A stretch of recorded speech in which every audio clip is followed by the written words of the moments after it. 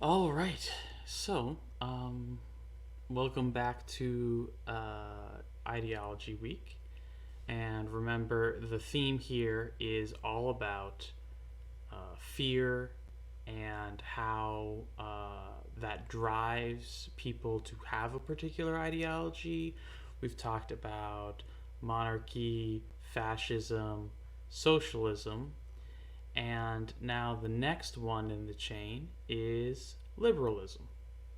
Because after all, liberalism was one of those big three: fascism, socialism, liberalism, the big three ideologies last century. And so let's talk about it. So, liberalism is like, the French Revolution, the whole thing about the UK coming to being and being a constitutional monarchy, blah, blah, blah, blah, blah.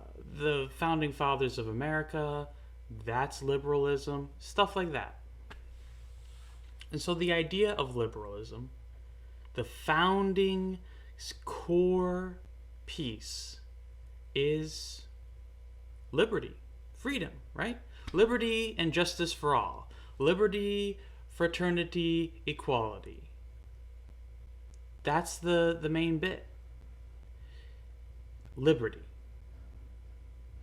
Being free, having no one tell you what to do, right? That is the core piece of liberalism. It's in the name. Liberal, liberty, right? And that's what it's all about. And so, why would someone want liberty, right? I mean, enough to fight for it, enough to go after it actively, right? I mean, we in America today, we already have it to a large degree. Maybe not as much as we probably should, and there's definitely lots of complaints about that. But yeah, I mean, it's reasonably good here. I mean, the complaints I have are probably not worth going over, like having a war over, right? It's not worth dying over these minor inconveniences we have now. So what were those people back then thinking that they did go to war over it, that they did die for liberty? Why was it so important to them? And as we've talked about, this desire, this thing that people go after, it comes from an equal and opposite fear. So what were they afraid of? Well, think about the places where this liberalism came into existence. I mentioned the French Revolution. What were they rebelling against? The monarchy. I mentioned the constitutional monarchy in the UK. I think it was Britain at the time. Monarchy, again. And then who were the American colonists rebelling against? Monarchy. You see, with monarchy, we already talked about that at the beginning of this series. It was about feeling afraid that someone might, control you, conquer you. But the bad part about it is that all you had to do was give up everything you had and become a slave to the monarch. That's what monarchy was. And so these people, what they hated, what they couldn't stand, the thing that they were afraid of most is that they would be a slave forever. That forever, no time in the future where their kids or their kids' kids, they would never have freedom. They would never work for themselves. They would never be able to build up something and benefit themselves and improve their own life. They would never be able to do that because they weren't free. They didn't have liberty. And so, what has been done in order to rectify the situation, in order to remove this tyranny from happening, right? What did people do? Well, they had a freedom. They wanted freedom. They wanted liberty. And so they killed the masters. Right? It's like Game of Thrones. The French Revolution, just chop the heads off of every noble you come across. In Britain, it was much less violent for sure. But within a relatively short amount of time, it went from the government, the king, owning like half of the land to private individuals owning over half of the land. Within a century. That's fast. And then in the United States, they had a whole war. The Revolutionary War to free themselves. And so that's all those revolutionary time periods where they fight the previous system. But then once they have this liberty in their hands, where they've earned it, they've had that revolution, what do they do with it? Well, what they do is they say, all right, now how do we defend it? How do we keep this liberty we fought for? And so, slowly, they become the tyrants that they hate. They become the tyrants that they fought. That over time, everyone is free, and so they exert that freedom to enslave others. This is why, even after this Revolutionary War, where the founding document of the revolution, that Declaration of Independence, just saying, hey, we're going to have a revolution and you can't do anything to stop us. They said, all men are created equal. Liberty. Everyone's free. And then George Washington, after all of his fighting for freedom, for liberty, he was president. And do you know what he did in his first term as president? There was a lot of taxes at the time because they just had a giant war and they had to pay for it. And so they went and taxed all of the colonists. And there's some people out in the hills who are like, I'm not going to pay your dumb old taxes. This is what we had the whole revolution for. It's called the Whiskey Rebellion because they created a tax on whiskey. Now, there was another tax on a different beverage before the revolution. So the tea tax. And we all know how that ended up. The Boston Tea Party, they throw it out into the ocean because we don't want taxes impinging upon our liberty. That was the value that founded America. And so George Washington goes over there and says, hey guys, give us your money. And then he fought them, ended their rebellion, and collected their taxes. Now that is an obvious historical account of people actually going and being tyrannical when they just said they wanted liberty. But there's another piece to this.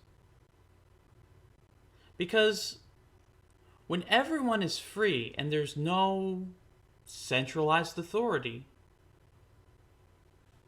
then you have people who decide they want to be the centralized authority, that they want to be the ones who win. And over time, we've seen this. Time and time again, business people say, hey, I want to get the government on my side. I want to use the government so that way I have a monopoly on something. So that way only I can produce something, only I can do something. Or if I'm already on top, I want the government to keep everyone else out, to keep them down. And so you see, everyone is freer.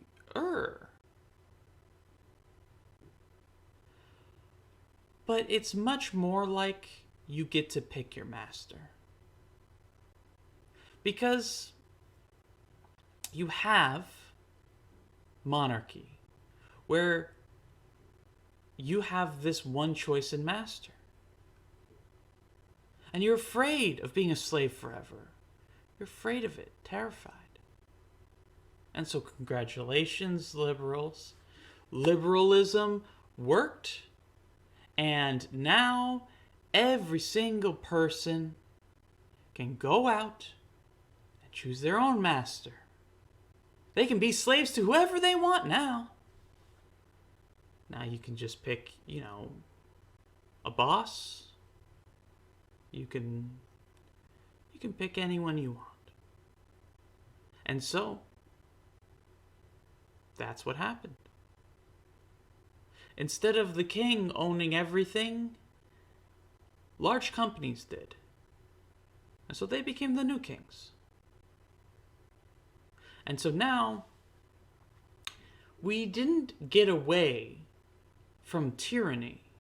We didn't get away from slavery.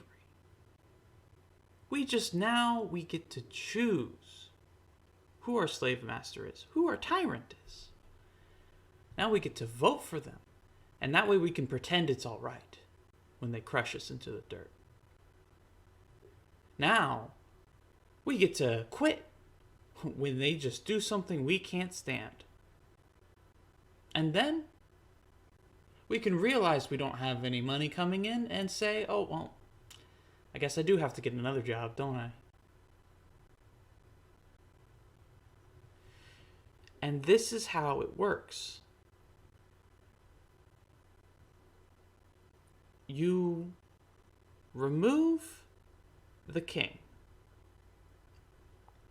Now, you have the same problem, just instead of one centralized problem, you have many problems all over society, where this person has a monopoly, this person is in charge of your health care, this person is in charge of, I don't know, your car.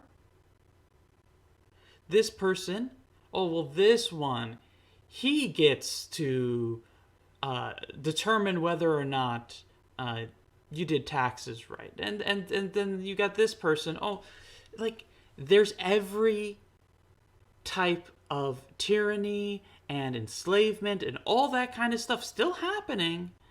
But this time, it's more people pulling the strings. It's a whole wide array of people. Now this time, your neighbor gets to be the tyrant and say, what? You didn't cut your grass short enough? Well, guess I'll send a police officer. Everyone gets to be a tyrant. In their own way, in their own turn.